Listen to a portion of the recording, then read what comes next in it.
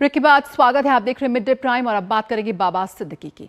यहां पर एनसीपी नेता बाबा सिद्दीकी हत्याकांड में मुंबई क्राइम ब्रांच लगातार दबिश दे रही है। अन्य आरोपियों की गिरफ्तारी के लिए मुंबई से बाहर भी कई जगहों पर धरपकड़ जारी है। फिलहाल क्राइम ब्रांच ने एक अन्य आरोपी शुभम लोणकर को पुणे से गिरफ्तार किया है। शुभम लॉरेंस गैंग से जुड़े शुभू लोणकर का भाई है, जिसने सोशल मीडिया पर पोस्ट किया था कि लॉरेंस बिश्नोई गैंग ने हत्या की जिम्मेदारी ली है। इसके साथ बाबा सिद्दीकी हत्याकांड मामले में अभी तक 3 गिरफ्तारी हो चुकी हैं। तो बाबा सिद्दीकी हत्याकांड में ये एक बड़ा अपडेट है। और साथ ही आपको यहां बता दें कि बाबा सिद्दीकी हत्याकांड में न्यायालय ने आरोपी धर्मराज कश्यप को 21 अक्टूबर तक पुलिस हिरासत में भेज दिया है। इससे पहले वकील के दावे के बाद धर्मराज कश्यप का ऑसिफिकेशन टेस्ट कराया गया, जिसमें यह साबित हुआ कि वे नाबालिग नहीं है। दरअसल धर्मराज के वकील ने दावा किया था कि आरोपी नाबालिग है। बता दें कि मामले में मुंबई पुलिस ने 2 आरोपियों को गिरफ्तार किया है और अन्य 2 आरोपियों की तलाश जारी है। गिरफ्तार किए गए आरोपियों में से एक का नाम गुरमेल बलजीत सिंह है, जो हरियाणा कैथल का रहने वाला है, जबकि दूसरे का नाम धर्मराज राजेश कश्यप है, जो उत्तर प्रदेश के बहराइच का रहने वाला है। तो एक्शन में नजर आ रही है यहां पर मुंबई पुलिस। और मुंबई में एनसीपी नेता बाबा सिद्दीकी की हत्या के बाद से हो रहे बयानबाजी पर भाजपा नेता शाहनवाज हुसैन ने कांग्रेस पर पलटवार किया है। शाहनवाज हुसैन ने कहा कि कांग्रेस चुनाव को देखते हुए राजनीतिक बयानबाजी कर रही है। बाबा सिद्दीकी एनसीपी के नेता थे, एनडीए के नेता थे। उनकी जो हत्या हुई वो बहुत दुखद है, हम सबको बेहद अफसोस है।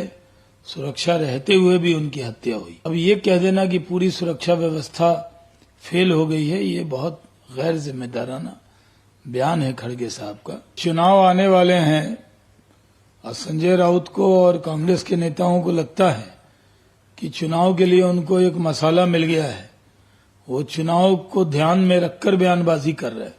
ये बहुत दुखद है। और यहां पर शिशिर शेलार इस वक्त हमारे साथ जुड़ रहे हैं और जानकारी के साथ। शिशिर, क्या कुछ है अपडेट इस वक्त? यहां पर बाबा सिद्दीकी हत्याकांड में एक नई गिरफ्तारी यहां पर हुई है। बिल्कुल, देखिए, हालांकि इस वक्त अगर बात करें, पुलिस ने जैसे ही हत्याकांड हुआ उसके बाद पुलिस ने भी जांच शुरू कर दी थी। 2 आरोपी उन्होंने हिरासत में लिए, उनको 21 तारीख तक जो है पुलिस कस्टडी दी गई थी। एक आरोपी जिसका नाम धर्म सिंह है, उसको जो है 21 तारीख तक यहाँ पर जो है पुलिस कस्टडी दी है। लेकिन दूसरा आरोपी था, उसके वकील ने ये कोर्ट में दावा किया था कि वो नाबालिग है। लेकिन इसके लिए स्पष्टीकरण जांच करने का कोर्ट ने जो आदेश दिए थे, उसके बाद ये जांच भी, उसकी रिपोर्ट भी साबित हुई। इसमें स्पष्ट हुआ कि जो आरोपी, दूसरा आरोपी जो है कश्यप, वो बालिग है और इसीलिए अब उसको भी जो है 21 तारीख तक पुलिस रिमांड पर दिया गया है। कल मुंबई पुलिस द्वारा एक प्रेस कॉन्फ्रेंस आयोजित की गई थी, जिसमें मुंबई पुलिस ने स्पष्ट किया कि अलग अलग एंगल्स पर जो है इस वक्त पुलिस की जांच जारी है। जिस प्रकार से सोशल मीडिया पर बिश्नोई ग्रुप की तरफ से ये कहा गया था, एक पोस्ट आई थी सोशल मीडिया पर, हालांकि उस पर पुलिस ने कहा कि वो इस बारे में भी जांच कर रहे हैं, लेकिन आधिकारिक तौर पर ये अभी तक इसके बारे में कोई स्पष्टता नहीं आई है। पुलिस की जांच इस बारे में भी जारी है। दूसरी महत्वपूर्ण बात इसमें यह भी है कि पुणे से जो है शुभम लोणकर जो है उसको पुलिस ने हिरासत में लिया है। अब शुभम लोणकर का इस पूरे वारदात में क्या रोल है, पुलिस ये इस बात की तफ्तीश कर रही है। क्या शुभम लोणकर जो है धर्मलाल सिंह के साथ जो है पहले से टच में था, कश्यप के साथ टच में था, किस प्रकार से उनकी बातचीत होती थी, इन सभी मुद्दों का पुलिस इस वक्त जो है विस्तारित रूप से इसके सभी जवाब खोजने की कोशिश कर रही है। वही दूसरी ओर अगर देखा जाए, सिर्फ मुंबई नहीं, मुंबई के बाहर भी जो क्राइम ब्रांच की टीम है वो फैल चुकी है और जो अन्य और फरार आरोपी है उस पर भी पुलिस जो है शिकंजा कसने का प्रयास कर रही है कि आखिर किस प्रकार से उनको भी जो है दबोचा जा सके। लेकिन सबसे महत्वपूर्ण बात, 2 आरोपी इस वक्त पुलिस कस्टडी में, तीसरे आरोपी को पकड़ा गया है, लेकिन कितने और लोग हो सकते हैं, ये बड़ा सवाल है। कल जब प्रेस कॉन्फ्रेंस हुई, पुलिस ने कहा कि इन सभी बिंदुओं पर पुलिस इस वक्त जांच कर रही है कि कुछ और लोग इसमें शामिल हो सकते हैं। ये भी महत्वपूर्ण सवाल इसमें उठता है, तो उस दिशा में भी पुलिस जांच कर रही है। और इसीलिए जैसे पुलिस को ये खबर मिलती है शुभम लोणकर के बारे में पुणे से, पुलिस जो है उसको हिरासत में लेती है। लेकिन आगे जाकर, जैसे मैंने पहले कहा कि मास्टरमाइंड इसके पीछे कौन है, किस प्रकार से इस मोडस ऑपरेंडी को अंजाम दिया गया है, कौन कौन लोग इसमें शामिल है, हथियारों का आदान प्रदान इसमें किस प्रकार से हुआ है, इनको जो गन मिली थी पुलिस की हिरासत में जो गन है इस वक्त वो उनको कैसे मिली थी, इन सभी बिंदुओं पर इस वक्त जो है पुलिस जांच कर रही है। क्योंकि अगर पूरा हत्याकांड देखे तो ये जाहिर सी तौर पर है कि जो लोग इसमें शामिल थे, कर्नल सिंह और साथ ही साथ कश्यप, वो कुछ दिनों से मुंबई में ही बिल्कुल, यकीनन यहाँ पर एक्शन में नजर आ रही है मुंबई पुलिस और तमाम तरह के एंगल्स हैं जिस पर इस वक्त जांच की जा रही है। शिशिर, नंबर एक तो लॉरेंस बिश्नोई का जो एंगल है उसको लेकर क्या कुछ और खुलासा या अपडेट यहाँ पर पुलिस की तरफ से आया है? साथ ही जिस तरह से बयानबाजी हो रही है, सोशल मीडिया पे भी ये कहा जा रहा है, लॉरेंस बिश्नोई की जिम्मेदारी लेने की बात सोशल मीडिया के थ्रू सामने आई कि बाबा सिद्दीकी से जुड़े और लोगों पर भी यहाँ पर खतरा मंडरा रहा है। उस एंगल पे भी यहाँ पर मुंबई की पुलिस की तरफ से एक्शन में नजर आ रहा है?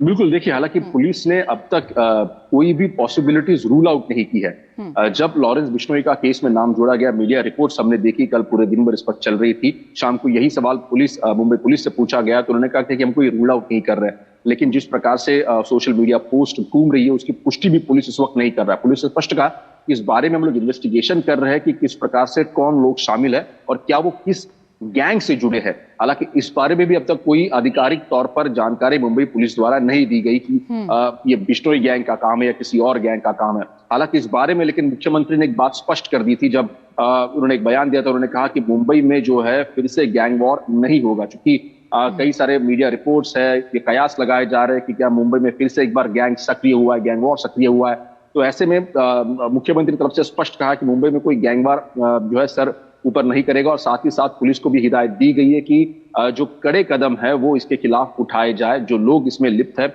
उसको जल्द से जल्द पकड़ा जाए और कानून की सजा उनको दी जाए। हालांकि अब जबकि एक मुंबई का इतिहास रहा है जहां तक गैंग वॉर की बात करें तो ऐसे में कई सारे जो है पहलू सामने आ रहे हैं। उन सभी बिंदुओं पर पुलिस इन्वेस्टिगेशन करे, लेकिन आधिकारिक तौर पर अब तक ये स्पष्ट नहीं हो पाया है।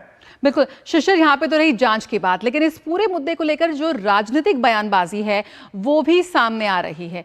पक्ष विपक्ष दोनों ही इस मुद्दे पर अपनी बात रख रहे हैं, उसको लेकर क्या कुछ नई बातें सामने आई हैं?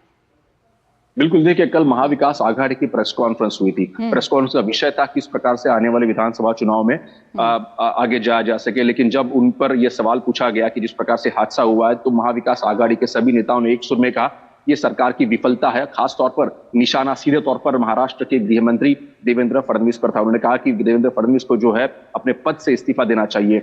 जिस प्रकार से पूरा ये वाकया उठा है, और ये एक वाकया नहीं, इसके पिछले वाले जो इंसिडेंट से महाराष्ट्र में हुए थे गोलीबारी के, वो भी विपक्ष ने गिना दी। हालांकि इस पर सत्ता पक्ष ने भी जवाब दिया, बीजेपी की तरफ से जवाब आया है कि जिस प्रकार से पुलिस जांच कर रही है, निष्पक्ष तरीके से जांच कर रही है, जो लोगों की हिरासत मिली है, इन्वेस्टिगेशन किया है, ये दर्शाता है कि पुलिस जो अपना काम बड़ी ईमानदारी से कर रही है और उसमें किसी प्रकार का हस्तक्षेप नहीं किया जा रहा। इसके पीछे की आज सुबह अगर देखा जाए, मुख्यमंत्री ने भी इस बारे में स्पष्टता दी कि जिस प्रकार से बदलापुर में बलात्कार की घटना होती है, इसके बाद पुलिस जो है अपना एक्शन लेती है, जो आरोपी उसको हिरासत में लेती है, सजा देती है।